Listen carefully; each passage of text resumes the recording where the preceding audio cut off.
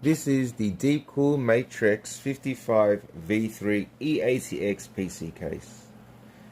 In this case I went for the black on white build, a little bit of RGB, but I think it turned out pretty nice. For a budget case, very affordable. I still think this case is a very decent case, especially for the price point.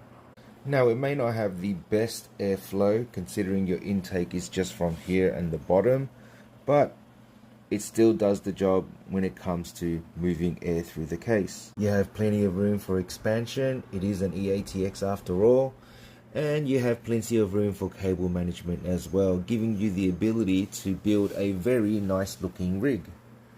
This is what I've done in this case, and I think it looks okay. You have the tempered glass panel here with the RGB strip, which can also be controlled via the button right here.